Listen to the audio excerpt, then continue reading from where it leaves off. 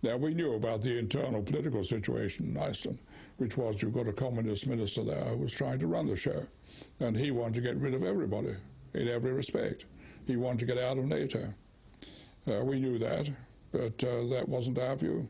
We are very few, we Icelanders, and we have fought for a long time for our independence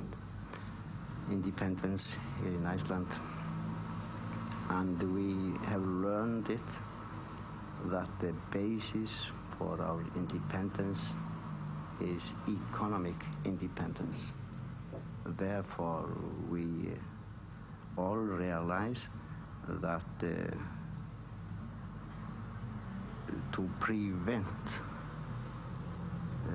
the fish stocks around Iceland from overfishing, that means nearly to say everything for us in Iceland regarding our independence.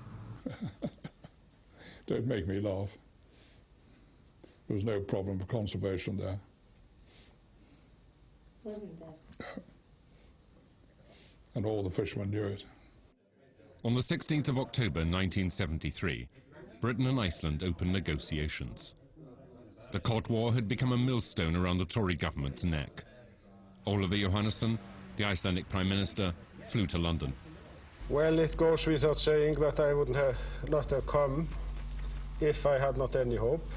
It is my convictions, it has been my convictions, that is best for both parties to come to some peaceful and interim arrangements. And he wanted us to get out. Well, in the end, we reached an agreement about the ones which we would continue to occupy and the number of boats we would have. And that if any boat cheated, then it would rightly be withdrawn. That was accepted by both sides. We went on fishing, and I don't think the Icelandic government always realized it, but we got a very satisfactory result.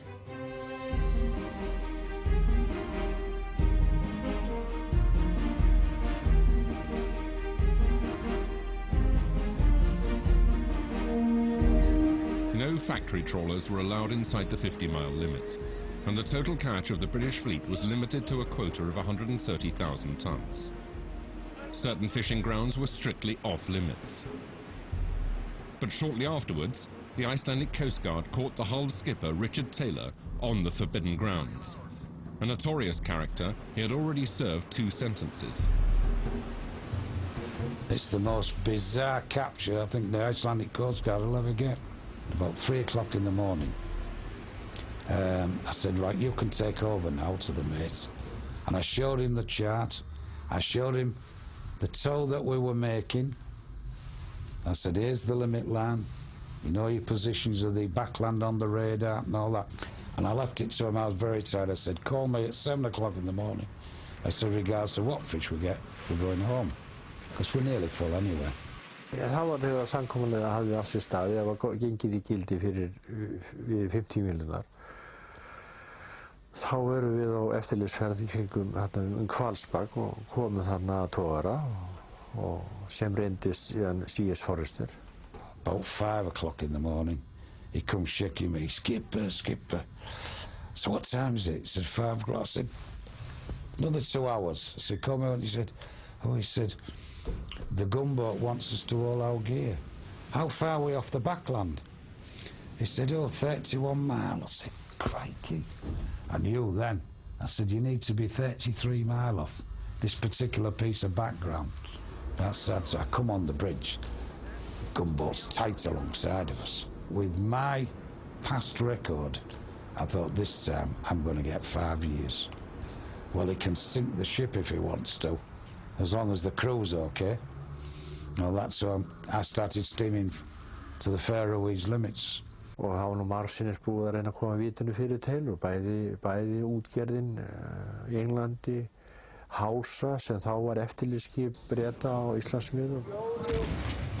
He was firing blank shells at us, and we carried on, and we got very close to the Faroese limits. And the Icelandic captain called me up and said, I've just been in touch with Reykjavik. I've got to stop you at all costs. The first shell that hit us The ship shuddered. It shuddered. And I looked down and thought, crikey, he means business, this guy. But there can't be very good shots aboard that ship. En svo skipti ég bara skyttu og setti þriðastíginu sem reyndar hafði nú aldrei snert á fallbyssu til þess að skjóta og það var bara 100% nýting. Það skaut 2 skotum og annað fór í gegnum togarann og hitt fór þarna, eins og ég segi, inn í rafvélarrúm og stoppaði hann. And they arrested me then. So I said, well, you'll be going out to Littlestone again, your old holiday camp.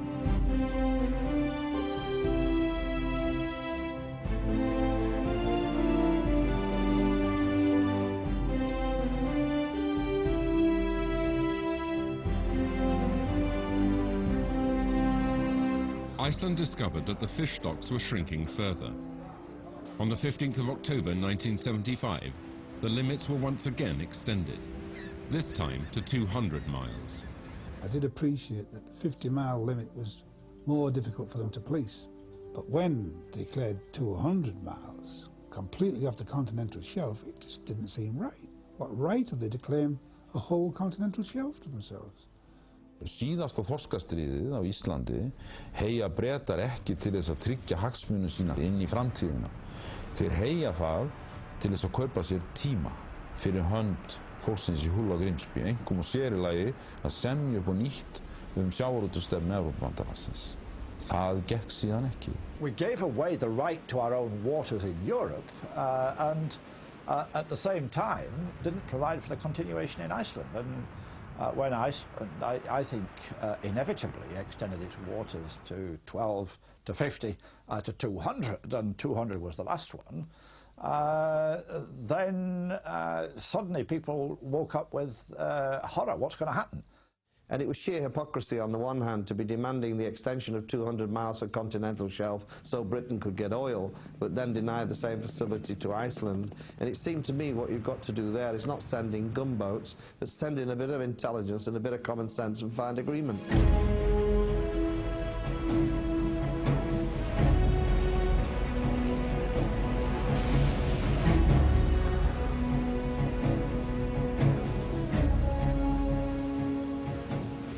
By the end of November, the Royal Navy was once again patrolling the fishing grounds, while the politicians talked.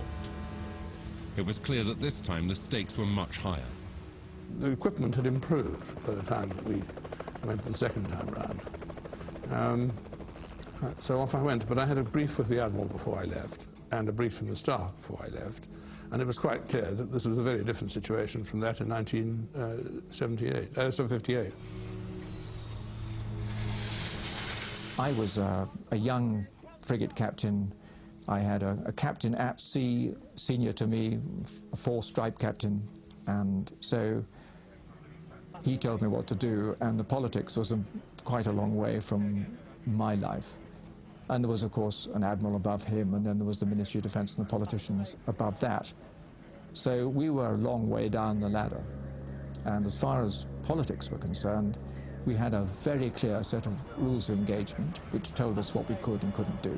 We always, right from the beginning of our patrols, were warned, and very properly, that we were going up to deal with a group of expert seamen who'd been used to operating in rough conditions, and we had to be extremely careful that here was somebody who was actually much better at doing this sort of thing and in a better ship than we were.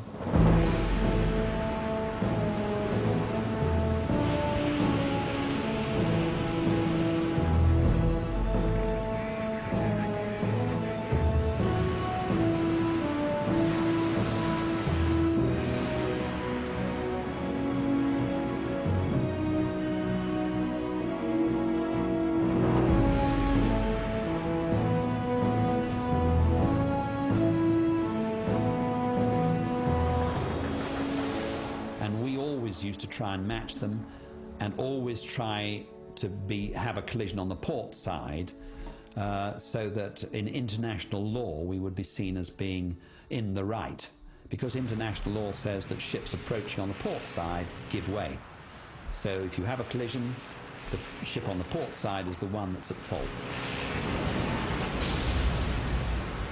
Þeir ætluðu að varla mig kæmist að landinu. Sigldi alltaf þannig að ég gat aldrei byggt að landinu. Og þá var einn sem var þetta þannig að ég var við rest, þá var ég bara að beygja á að þá hef ég keyrt á helviti, það sagt, því viljandi og þá komst ég í burtu. En það gerði ég viljandi, verða að viðurkenna það núna. And I was given a beat, if you like, a patrol line, and went up and down that waiting for something to happen. And I began to think, oh dear, this is going to be boring. And then suddenly Tyr came out of the undergrowth and started heading towards the defended area.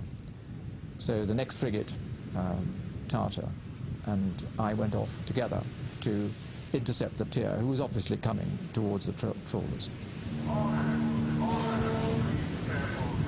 En þeir voru mjög limpnir að koma okkur í þá aðstöðu þegar þeir fóru utan í okkur að þeir væri í rétti svona myndrænt séð en samkvæmt siglingareglum þá vildum við meina að þeir væri í órétti vegna þess að þeir hafðu siglt okkur uppi. Það stendur þar einhvers staðar að skip sér siglir annað uppi, það að víkja fyrir því að sjá til þess að það lendi ekki í klemmu við það. Og það gerði, þeir kom alltaf aftan frá og sigldu fram með okkur. Tyr, this is Brighton. I intend to hold my lawful course. Clear the area away from the fishing fleet. Tyr, Brighton, over. Og það má kannski segja að hann vægir sem viti hefur meira en maður kunni ekki alltaf við að láta beygjast fyrir þeim og við þá hélst bara stefna á hraða óbreytti eins og maður ber samkvæmt siglingarlögum og þá var það afrakstur. Þó standi nú líka í þeim að ég forða afrakstur í lengstu lög. Það er svona, maður getur ekki munað allt í einu.